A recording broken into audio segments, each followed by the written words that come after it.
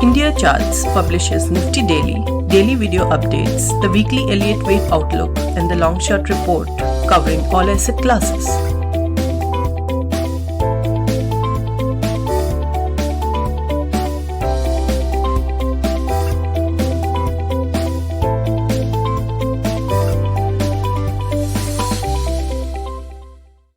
Share बाजार की उथल पुथल को समझने की कोशिश करते हैं आज फिर से हिंदी में। और कुछ लोगों ने ये भी रिक्वेस्ट किया कि जो वीकेंड विद इंडिया चार्ट है उसको हिंदी में बोलें, बट ब्रॉडली ये चीज़ कर पाएंगे कि नहीं और सबका नज़रिया क्या है, चवन जी ज़रूर उसको समझ के फिर आगे लेके जाएंगे, क्योंकि कई जो हमारे सुनने वाले हैं अलग अलग प्रांतों से, जैसे नॉर्थ वाले हैं उनको शायद हिंदी ज़्यादा आसान लगे, वेस्ट में भी लगे, बट साउथ वालों को हिंदी आसान नहीं लगेगी। और एक इंटरनेशनल क्राउड भी है जो इन एपिसोड्स को देखता है और सुनता है, और इसलिए हम लोग सोचेंगे इसके बारे में कि मिक्स भी कर सकते हैं अगर, बट फीडबैक लेने के बाद। बाकी ये तो यूट्यूब चैनल पे आप देख रहे हैं, तो इधर मैं इंग्लिश और हिंदी वीडियोस दोनों करने लगा हूँ, और इस माध्यम से आपको समझाने की कोशिश करता हूँ कि बाजार का आज रुख आजकल का किस तरह चल रहा है और क्या हो सकता है। पिछले रात इनफैक्ट एक इंटरेस्टिंग स्पेसेस था जो कि काफ़ी लंबा चला। मैं यूजुअली इतने लेट नाइट में अटेंड नहीं करता हूँ, बट बैठे बैठे देख लिया क्या चल रहा है, और it was a deep discussion on what is happening from various fronts, people from around the world participating and giving their opinions on what is happening on India. But clearly जो फ्रस्ट्रेशन है भारत में, ऐसी जब भी market down होता है लोग भारत के की इशूज से फ्रस्ट्रेट होने लगते हैं जो कि वो सालों से फेस कर रहे हैं। बट दैट इज़ इंडिया तो वैसा ही रहा है, मार्केट आया है गया है, इकोनॉमिक ग्रोथ हुई है, बट जो हमारे ब्यूरोक्रेटिक सिस्टम्स हैं उनको वो धीरे धीरे सुधर ज़रूर रहे हैं, बट उस तेज़ गति से नहीं सुधर रहे जो हम शायद चाहें, और इसलिए कभी कभी हम लोग भी मुश्किलें फेस करते। तो ये डिस्कशन अलग ही एंगल में चला गया, बट मैंने 3 की पॉइंट्स रखे मार्केट को समझने के लिए, क्योंकि जो सेंटिमेंट है लोगों का जो भाव है मार्केट की तरफ वो काफ़ी नेगेटिव हो गया था, और ऐसा होता भी है यूजुअली जब एक महीने मार्केट गिरता है तो मंथ एंड तक प्रेशर बना रहता है कि लोग लॉन्ग पोजीशंस अनवाइंड नहीं करते हैं, और फिर एक्सपायरी के बाद थोड़ी मार्केट में उछाल आ जाती है। बट ये उछाल कितने देर चल सकती है, कैसे चल सकती है, और इसको समझने के लिए क्या देखना चाहिए। तो मेरा तो एक सेंस है कि देखिए मंदी का मार्केट शायद चालू हो गया है। ये दुनिया भर के मार्केट्स को देख के समझ में आता है कि वर्ल्ड मार्केट्स जितने हैं, not only India but US, Europe, China, ये सब जितने हैं, सब में वीकनिंग इकोनॉमिक कंडीशंस है, और इसका जो इम्पैक्ट है वो इंडिया पे भी आता ही है, क्योंकि ऐसा तो नहीं हो सकता है कि दुनिया भर को जुकाम हो जाए और हम छीके भी नहीं। तो कभी पहले नहीं हुआ है, स्पेशली अगर लार्जर डिग्री का एक स्लो डाउन है, रिसेशन है, तो उसका इम्पैक्ट ज़रूर आता है। अगर बड़ी मंदी नहीं आती है दुनिया भर में तो ठीक है, तो हल्की फुल्की तो हो ही गई है, बट यहाँ से क्या लेने का सेटअप बन रहा है, लॉन्ग टर्म के लिए निवेश करना चाहिए, ये सब सवाल उठते। तो इन सवालों को जवाब देना थोड़ा कठिन इसलिए हो रहा है क्योंकि पहले जब भी मेजर बेयर मार्केट्स आए हैं, जैसे 2008 है या 2000 है, तो फर्स्ट लेग डाउन का आता है ना, वो ऊपर से सब लोग क्योंकि लॉन्ग होते हैं, बहुत ही शार्प सेल ऑफ आता है। उस तरह का हमने नहीं देखा, और न्यूज़ बेस्ड था रशिया से रिलेटेड जो जनवरी फरवरी में करेक्शन आया, तो इसलिए उससे हम लोग रिलेट नहीं कर पाते कि क्या ये अंत था या ये सिर्फ न्यूज़ बेस्ड था। तो एक्चुअल सेल ऑफ जो है मेरे मन में, या मैंने जिस तरह पकड़ा वो अप्रैल से देखा कि हाँ भाई यहाँ पे ऐसा लग रहा है कि जो मेन थीम मेरा था वो भी इन्फ्लेशन को लेके, क्योंकि इन्फ्लेशनरी ट्रेंड जो है वो कमोडिटी प्राइसेस में दिख रहा था, और कमोडिटी प्राइसेस बढ़ रहे थे, और कमोडिटी प्राइसेस के बढ़ते हुए ये इन्फ्लेशनरी जो ट्रेंड है वो कहीं पे रुकता हुआ लगने लगा। तो अगर आपकी जो पोजीशंस हैं वो मेटल रिलेटेड आइटम्स में हैं या कमोडिटी रिलेटेड आइटम्स में हैं, तो आप इस चीज़ को शायद वहाँ उस नज़रिए से देखते हैं। और वैसे ही मैंने समझा, तो जैसे मैंने पीक देखा कि हाँ भाई ये सेक्टर जो है रोल ओवर कर रहा है, तो उस हिसाब से मैंने फिर अपना मार्केट का नज़रिया भी बदला है। बट आगे जाते हुए इसको कैसे देखना चाहिए। तो ये जो नजरिया बदला, ये एक साल पहले भी बदल सकता था अगर हम लोग देखते कि डॉलर इंडेक्स क्या कर रहा है, क्योंकि डॉलर इंडेक्स बढ़ने जरूर लग गया था बट मार्केट्स पे इम्पैक्ट नहीं आ रहे थे। कई मार्केट्स जो है वो सुधरने की ट्रेंड में थे, चाहे वो ब्राजील हो, ऑस्ट्रेलिया है, इंडिया है। Not only commodity related markets, क्योंकि ब्राजील, ऑस्ट्रेलिया, चाइना तो कमोडिटी रिलेटेड हो गए, but India is not fully commodity related. Of course यहाँ पे मेटल सेक्टर ने अच्छा किया बट कई अदर सेक्टर्स भी सुधरने लग गए थे। हमने देखा रियलिटी सेक्टर में मूवमेंट्स आए, ऑटो सेक्टर तो ज़रूर अच्छा चल ही रहा था। तो मेन नेगेटिव इम्पैक्ट जो है अब जाके जो हम लोग समझने की कोशिश कर रहे हैं कि ये राइजिंग डॉलर इमर्जिंग मार्केट्स पे नेगेटिव इम्पैक्ट करेगा कि नहीं करेगा। तो जब कुछ नहीं समझ रहा है तो हम लोग 3 फैक्टर्स को लेके बैठ जाते हैं, और ये 3 फैक्टर्स मैंने रात को इस स्पेसेस पे भी बताए और इनको मैं फिर से दोहराता हूँ। सबसे पहले है एनर्जी, क्योंकि जितना हमारा इन्फ्लेशन का जो प्रॉब्लम है वो एनर्जी और फूड रिलेटेड है, जो प्राइसेस काफ़ी बढ़ चुके हैं। तो एनर्जी जो प्राइसेस हैं, तेल का भाव जो है वो जब तक एलिवेटेड है तो वो एक सिम्टम है जो कि हट नहीं रहा है। ऑफकोर्स वो यूक्रेन के साथ वो भी ख़त्म नहीं हुए, तो वो एक रीज़न हम लोग सोच सकते हैं कि चलो ये एक रीज़न है इसलिए तेल का भाव कम नहीं हो रहा है। चाइना में लॉकडाउन्स हुए, उसके दौरान तेल का भाव थोड़ा रुका रहा। क्या डिमांड वापस आके तेल का भाव ऊपर की तरफ धक्का देगा? और रशिया ने अगर वॉर बंद भी कर दिया तो जितने सैंक्शंस लगे हैं रशिया के ऊपर, और यूरोप ने अभी कुछ दिन पहले भी ये बताया कि शायद दिसंबर तक वो सैंक्शंस इस लेवल तक ले जाएंगे कि उनको 50 to 80 या 90% भी रशियन गैस या ऑयल इस्तेमाल ना करना पड़े। तो एक कंप्लीट जो सप्लाई एक तरफ से जो आ रहा था वो रुक जाएगा। तो सप्लाई आएगा कहाँ से? इमीडिएटली तो नहीं आने वाला है, करीब 1-2 साल शायद लग जाए वो सप्लाई को मार्केट में आने में। तो तब तक के लिए अगर डिमांड कहीं पे भी बढ़ता है तो उसका इम्पैक्ट प्राइसेस पे रहेगा। तो तेल के जो भाव हैं बहुत ज़्यादा कम नहीं हो पाएंगे, $100 के आसपास आके वापस सपोर्ट आ जाता है, ऊपर में शायद $130 वापस भी जा सकता है, मुझे ऐसा लग रहा है। उसके ऊपर जाएगा कि नहीं, ये एक डिबेट है, उसका केस है भी और नहीं भी, तो वो समझ नहीं पाएंगे हम लोग। बट $130 वापस रिविजिट करना कोई बहुत बड़ी बात नहीं है। तो ये एक इंडिकेटर है जिसको हमें कंटिन्यूसली देखना है कि भाई तेल के भाव कम हो रहे हैं, नहीं हो रहे हैं, और उसका क्या इम्पैक्ट होगा। कि उसका directly impact specially net importing countries पे जैसे इंडिया है, उसके करेंसी पे इम्पैक्ट आता है। दूसरी चीज़ जो हम जो देखेंगे वो ऑफकोर्स करेंसी इटसेल्फ है। डॉलर इंडेक्स का भाव घटा बढ़ा, ये काफ़ी कुछ हुआ 2020 और 2022 के बीच में। बट जो हमारी जो इंडियन करेंसी है USD INR, इसका भाव हमने देखा कि बहुत नीचे स्ट्रांग भी नहीं हुआ, मतलब rupee did not become very strong, USD INR बहुत नीचे नहीं आया, और अभी भी USD INR काफ़ी टाइम तक ऊपर की तरफ भी नहीं निकल पा रहा था। तो दोनों तरफ अटका रहा एक रेंज में। और इसका एक प्राइमरी रीज़न ये है कि RBI इंटरवीन कर रहा था इस मार्केट में, इसको कंट्रोल करने में, क्योंकि RBI का जो मेन ऑब्जेक्टिव जो मैं समझ पाया हूँ पिछले 5-6 सालों में, स्पेशली 2013 में जब इंडियन करेंसी काफ़ी गिरी थी, उस टाइम से वॉलेटिलिटी मैनेजमेंट एक की पॉइंट हो गया। मतलब करेंसी का भाव बढ़े या घटे बट बहुत तेज़ी से ना हो, इस चीज़ को RBI मेंटेन करने की कोशिश करती है, और उस हिसाब से फिर करेंसी मार्केट जो है एडजस्ट होता है। तो स्पीड नीचे की तरफ भी नहीं है। जब डॉलर इंडेक्स गिर रहा था तो USD जो रुपी है उसको काफ़ी स्ट्रांग होना चाहिए था, मैं एक्सपेक्ट भी कर रहा था, बट वो हुआ नहीं।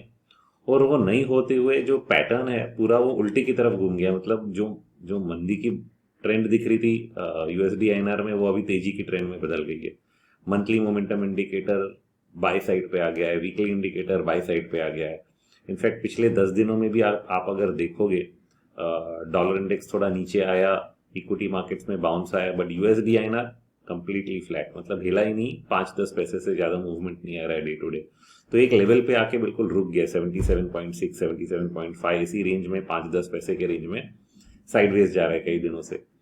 तो एक हायर लेवल पे प्लेटो बन गया है, और अगले बार अगर डॉलर में फिर से स्ट्रेंथ आएगी या कुछ और रीज़न होगा, जैसे तेल के भाव बढ़ गए, तो अपनी करेंसी पे प्रेशर आएगा। तो ट्रेंड ऐसा दिख रहा है कि USD INR ऊपर की तरफ निकला जा रहा है, शायद 80 की तरफ भी चला जाए, 80 रुपीज़ को पार भी कर सकता है। और ये एक सेकेंड रिस्क है जो इक्विटी मार्केट्स पे डायरेक्ट इम्पैक्ट करता है, क्योंकि FII फ्लोज पे इम्पैक्ट आता है और इक्विटी मार्केट्स कई बार जब करेंसी गिरता है तो टिपिकली वीक रहते हैं। तो this is a second factor. और एक थर्ड फैक्टर है जो ग्लोबली भी रहा है और अपने यहाँ पे भी इसका भी इम्पैक्ट नहीं आ रहा था, शायद यहाँ पे भी गवर्नमेंट का काफ़ी रादर RBI का इंटरवेंशन रहा हो, बट एक्चुअली फैक्ट है कि बॉन्ड यील्ड्स जो हैं US बॉन्ड यील्ड्स के साथ साथ बढ़ते ही रहे। तो इस मार्केट में इतना इंटरवेंशन दिख नहीं रहा है। 6 से 7% आया, 7 से 7.25, और मेरा सेंस था कि 61% रिट्रेसमेंट जो है 2018 का जो पीक था, वहां से जब इंटरेस्ट रेट्स नीचे आए उसका पूरे का रिट्रेसमेंट लेते हैं तो 61% था, अराउंड 7.25%। तो मेरा एक्सपेक्टेशन था कि 7.25 तक ऊपर जाएगा, फिर वहां से नीचे आएगा। फैक्ट है कि उसके ऊपर निकल गया, और उसके ऊपर निकलने के बाद एक मेजर रेजिस्टेंस पॉइंट आ रहा है जो 2018 के पीक से एक ट्रेंड लाइन अगर हम नीचे की तरफ, इनफैक्ट 2018 भी नहीं, शायद उसके पहले वाले पीक से हम डाउनवर्ड ट्रेंड लाइन मारते हैं। आई थिंक 2015 का पीक रहा होगा। तो पूरा एक डाउनवर्ड चैनल बनता है बॉन्ड यील्ड्स का, और उस चैनल से ब्रेकआउट होता है 7.4% के ऊपर। भी कल किसी ने स्पेशल में ये भी बताया कि बैंकिंग के जो एवरेज बोरोइंग रेट्स है वो भी क्लोज टू 7.4% होते हैं। तो उसके ऊपर अगर कॉस्ट निकल जाता है तो उनके लिए, बैंक्स के लिए थोड़ा नेगेटिव हो जाता है। तो इस पॉइंट पे आके रुका हुआ है। कल सॉर्ट ऑफ 7.42% पे ट्रेड कर रहा था। 10 ईयर GSEC की बात कर रहा हूँ। तो 10 ईयर GSEC का अगर इंटरेस्ट रेट जो बॉन्ड यील्ड है इंडियन गवर्नमेंट सिक्योरिटीज का, वो 7.4 के ऊपर अगर निकल जाता है तो it will indicate that it can go towards above 8%, मतलब 8.5 तक का भी हो सकता है। 8.7% तक एक अपर लाइन है जहाँ पे 2 बार पिछले बार इंटरेस्ट रेट्स रुक गए, वहां तक शायद निकल जाए। तो 8.7% तक का एक जो स्पाइक आएगा वो एक सॉर्ट ऑफ मार्केट के लिए शॉर्ट टर्म में शॉक रह सकता है या प्रेशर पॉइंट रह सकता है। सो ये 2-3 मेन फैक्टर्स हैं जिनके बेसिस पे मैं सोचूंगा कि मार्केट में स्ट्रेंथ है, वीकनेस है, या बहुत ही बुलिश स्टांस लेना चाहिए या नहीं लेना चाहिए, क्योंकि ये रिस्क जो हैं वो मार्केट पे डायरेक्ट इम्पैक्ट करते हैं। तो ये अगर रिस्क मिटिगेट हो गए और मार्केट ऊपर की तरफ निकलता गया तो it is much easier to take a bullish stance. अभी तक ऐसा दिख रहा है कि ये रिस्क मिटिगेट नहीं हो रहे, मतलब जैसे मैंने बोला करेंसी का भाव ऊपर की तरफ ही रुका हुआ है, ऐसा लग रहा है कि शायद ऊपर निकल जाए। बॉन्ड यील्ड्स ने भी ब्रेकआउट पॉइंट पे आके रुके हुए हैं, और अगर ब्रेकआउट दे दिया तो एक रिस्क है, ब्रेकआउट ना दे, यहाँ से रिवर्स हो जाए तो एक शांति मिलेगी कि हाँ ठीक है, इंटरेस्ट रेट्स जो है बॉन्ड यील्ड्स कंट्रोल में आ गए, शायद इन्फ्लेशनरी ट्रेंड कंट्रोल में आ गया और बॉन्ड यील्ड्स को इंडिया में और बढ़ाने की जरूरत नहीं पड़ेगी। बट अभी तक ऐसा कोई पैटर्न दिख नहीं रहा है, तो इसलिए शॉर्ट टर्म में हम लोग थोड़ा कंसर्न रहेंगे। And remember, last to last लोग क्या आर्ग्यू करेंगे कि नहीं ये सब तो ठीक है, इंडिया के मैक्रोस काफी इंप्रूव हो चुके हैं, इंटरेस्ट रेट से इतना फर्क नहीं पड़ता, क्योंकि जो कॉर्पोरेट इंडिया है उसका नेट जो डेट है वो काफी कम हो गया। LFS और जो पिछले NPA प्रॉब्लम्स थे वो सब बैंकिंग जो बैंक्रप्सी कोड है उसके थ्रू जाके कंपनियों ने अपना सुधार कर लिया है। और पिछले 2 साल के तेजी में जैसे कुछ सेक्टर्स थे, मेटल्स का सेक्टर था, उन्होंने डिलेवरेज कर लिया, तो उनके पास भी डेट ज्यादा नहीं है। तो प्रॉब्लम किधर है? ये सब बातें सच है। इंडिया के मैक्रोज इंप्रूव हुए 100% सच बात है, और हमारा सिचुएशन दुनिया भर से ज़्यादा अच्छा है। बट शुरू में मैंने क्या बोला, अगर दुनिया भर को जुकाम हो जाए तो ऐसा तो नहीं होगा कि आप छींकोगे भी नहीं। तो अगर आप पिछला भी जाके देखोगे, 1998 से लेके 2000 के बीच में बीजेपी गवर्नमेंट पहली बार भारत में राज करने लगी थी कई सालों के बाद, और उन्होंने जितने मेजर्स लिए इकोनॉमी के तरफ में, वो धीरे धीरे मैक्रोस को इम्प्रूव ही कर रही थी। एक step 1 step at a time improvement आ रहा था। उस बीच में Y2K बबल आ गया। तो Y2K बबल में क्या था, काफी तेजी थी टेक स्टॉक्स में, टेलीकॉम स्टॉक्स में, इंफॉर्मेशन टेक्नोलॉजी और एंटरटेनमेंट स्टॉक्स में। इवेंचुअली वो एक बबल बन के एंड हुआ। बट बबल इसलिए बोलते हैं क्योंकि भाव इतने बढ़ गए थे कि valuations were out of control. ये नहीं कि ग्रोथ नहीं था, ग्रोथ तो इन्फोसिस में 25-30 साल से चल ही रहा है, ग्रोथ रेट्स चेंज हो गए, तो ओवर वैल्यूएशन एडजस्ट हो गया। तो वो जब पीरियड आया और उसमें मार्केट मेल्टडाउन हुआ, not just in India but around the world, क्योंकि tech bubble was US driven. तो जब US का नैस्डैक एक बेयर मार्केट में गया, 50, 60, 70% नीचे आ गया, तो जरूर उसका इम्पैक्ट इंडिया पे भी आया। तो जहाँ पे आप ग्लोबलाइज हो चुके हो, you have entered the world, जो कि 1992 के पहले नहीं थे, तो दुनिया भर का इम्पैक्ट इतना नहीं आता था जितने जोरों से अब आता है, क्योंकि you are part of the world. जो जितने लिक्विडिटी फ्लोज हैं, सेंटिमेंटल इम्पैक्ट है, क्योंकि इंडिया में भी लोग बैठ के, सेंटिमेंट क्या होता है, आपका मन का भाव होता है। आप भारत में बैठे बैठे दुनिया भर की मार्केट्स में क्या हो रहा है वो पढ़ते रहते हो, तो आप उस तरह बिहेव भी करते हो, आपको लगता है उधर गिर रहा है भेज दूं, तो वो डायरेक्ट आपके मार्केट पे भी इम्पैक्ट आता है, और कई लोग ऐसे ही कर रहे हैं। तो जो सेंटिमेंटल इम्पैक्ट है उसको आप नेगेट नहीं कर सकते, चाहे आपके मैक्रोज कैसे भी हो। तो world wide there is a slow down, there is a problem, it will have a impact on your market, चाहे मैक्रोज आपके कितने भी सुधर गए हों। तो वो एक शॉर्ट टर्म जो रिस्क है ग्लोबल साइड से वो बना रहता है, और उस रिस्क को देखने के लिए ये सब फैक्टर्स जो मैंने बताए ना, उनको हम जब देखते हैं तो हमें पता चलता है कि हाँ भाई ये रिस्क हमें हिट कर रहे हैं कि नहीं कर रहे हैं। अगर हमारे में इतनी स्ट्रेंथ है कि भाई इम्पैक्ट नहीं आएगा, तो ना आपका करेंसी वीक होगा, ना आपके बॉन्ड यील्ड्स बढ़ेंगे, सब कुछ कंट्रोल में रहेगा, क्योंकि आपके मैक्रोस दुनिया भर से ज़्यादा अच्छे हैं। बट ऐसा हो नहीं रहा है, तो ऐसा जब तक नहीं हो रहा है, we have to pay attention to दुनिया भर में क्या हो रहा है। तो इसी को लेते हुए ये जो रिस्क है इनको हम लोग मॉनिटर कर रहे हैं, अगले कुछ दिनों में भी देखते रहेंगे, क्योंकि जो यूएस डॉलर है उसमें एक पुल बैक आ चुका है, करीब 2 हफ्ते से पुल बैक आ रहा है, और शायद ये पुल बैक हो चुका है, मतलब इसका एंड हो चुका है, एक रिट्रेसमेंट आ गया और यहाँ पे सपोर्ट लेके वापस ऊपर की तरफ जा सकता है। पिछले रात हमने ऐसा ही एक ट्रेंड देखा है, पिछले 2 दिन में यूरो गिरने लगा, डॉलर इंडेक्स थोड़ा ऊपर आया, और ये अगर अपवर्ड ट्रेंड वापस शुरू होता है तो इसका इम्पैक्ट अपने मार्केट्स पे हम लोग ढूंढने की कोशिश कर रहे हैं। और स्पेसिफिकली जो कमोडिटीज रिलेटेड मार्केट था, जहाँ पे which was the cause behind the inflationary trend, और काफ़ी वहाँ पे कूल डाउन हुआ है। Copper prices are down, aluminium prices are down, steel prices are down, but that pattern may not be complete.